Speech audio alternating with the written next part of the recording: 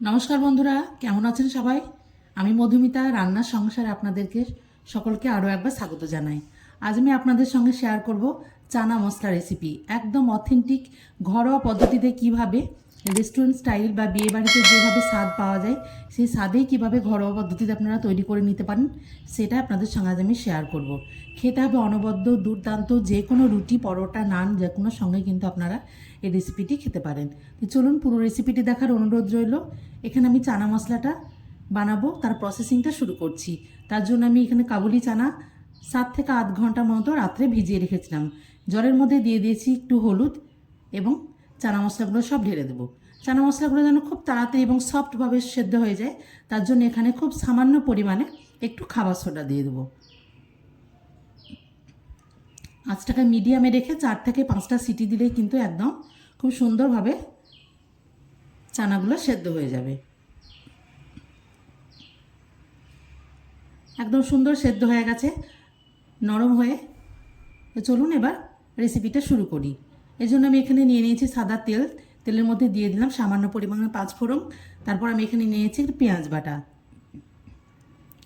আপনারা চাইলে পেঁয়াজ কুচিটা যদি দিতে চান তাহলে কিন্তু খুব ছোট ছোট করে কুচি করে নিতে হবে। পেঁয়াজ ভাজাটা খুব ভালো করে ভেজে নিতে হবে। এখানে একটু কালারের জন্য দিয়ে দিলাম আমি হলুদ গুঁড়ো।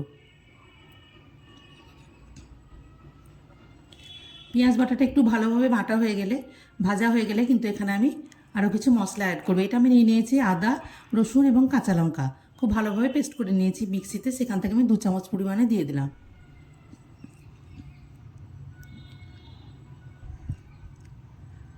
ভালো করে কষিয়ে নিয়েছি। তারপরে আমি দিয়ে দিলাম একটা টমেটোকে খুব ভালোভাবে মিক্সিতে পেস্ট করে নিয়েছি। আপনারা চাইলে এই জায়গায় টমেটো কুচি করেও কিন্তু দিতে পারেন।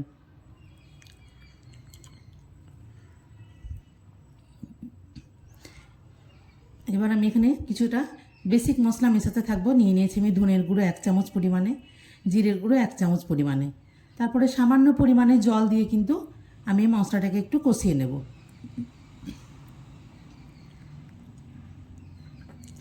আঁচটা কিন্তু একদম কমিয়ে রাখতে হবে, যেন মশলাটা খুব ভালোভাবে কষানো যায় সেদিকে খেয়াল রাখতে হবে।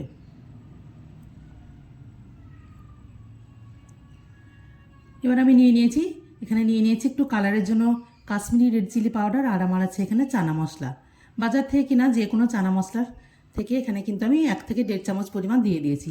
তারপর আবারও কিছুটা সামান্য পরিমাণ জল দিয়ে কিন্তু খুব ভালোভাবে মশলাটা কষাতে হবে। যত সুন্দর করে মশলাটা কষানো হবে তত সুন্দর কিন্তু কালার এবং গ্রেভিটাও খুব টেস্টি হবে। এখানে আস্তে আস্তে কিন্তু মশলা থেকে তেল ছাড়তে শুরু করেছে। এখানে আমি দিয়ে দিলাম পরিমাণ মতো লবণ এবং টেস্টটাকে একটু ব্যালেন্স করার জন্য সামান্য পরিমাণে চিনি।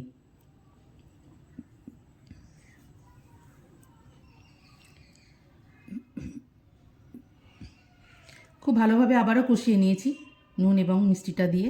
সেদ্ধ করার সময় কিন্তু আমি কোনো রকম নুন দিইনি, কেবলমাত্র হলুদ দিয়েই সেটা সেদ্ধ করেছিলাম। মশলাটা এখন খুব ভালোভাবে কষানো হয়ে গেছে। এখানে প্রেসার কুকারের মধ্যে যে কাবুলি চানাগুলো আমি সেদ্ধ করে রেখেছিলাম এবার মশলার মধ্যে ঢেলে দিতে হবে। খুব ভালোভাবে মশলার সঙ্গে কিন্তু চানাগুলো মিশিয়ে নেব। এখানে ফ্লেমটা একটু হাই করে নিয়ে এটাকে একটু ফুটতে দিতে হবে। আরও সামান্য পরিমাণে আমি জল দিয়ে দিলাম। সামান্য পরিমাণে একটু আপনারা যেমন গ্রেভি রাখতে চান সেরকম পরিমাণে কিন্তু জল দিতে পারেন।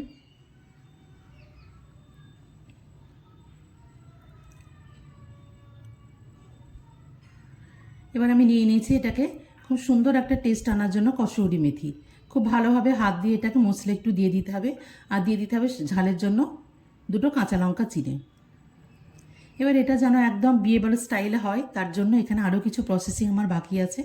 এটা কিন্তু চানা মশলাটা একদম রেডি, তবে এখানে আমি আরও কিছু মশলা মেশাবো। আপনারা চাইলে কিন্তু এর থেকে আরও বেশি গ্রেভি রাখতে পারেন। এখানে আমি নিয়ে নিয়েছি সামান্য পরিমাণ গরম মশলা গুঁড়ো। আপনারা যদি গোটা গরম মশলা দিতে চান তাহলে কিন্তু প্রথমেই তেলের মধ্যে দিয়ে দেবেন।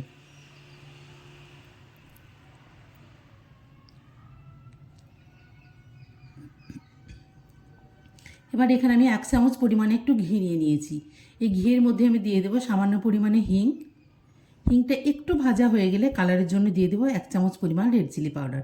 তারপরে আঁচটাকে একদম সিমে রেখে কিন্তু মশলা দুটোকে খুব ভালোভাবে ভেজে নেব। এতে কালার এবং টেস্ট দুটোই কিন্তু খুব সুন্দর আসবে। তারপরে 1 চামচ পরিমাণ ঘি এভাবে ওপর থেকে ছড়িয়ে দেব। ভালোভাবে মিশিয়ে দিয়ে এটাকে একটু স্ট্যান্ডিং টাইম দিতে হবে, তাহলে কিন্তু এর কালার এবং গন্ধটা খুব সুন্দর আসবে। আমার এই রেসিপিটি যদি আপনাদের ভালো লাগে আমার চ্যানেলটিকে সাবস্ক্রাইব করবেন, লাইক, শেয়ার এবং কমেন্ট করে আমার পাশে থাকবেন। একদম রেস্টুরেন্ট স্টাইল বা বিয়েবাড়ির স্টাইলে কিন্তু চানা মশলা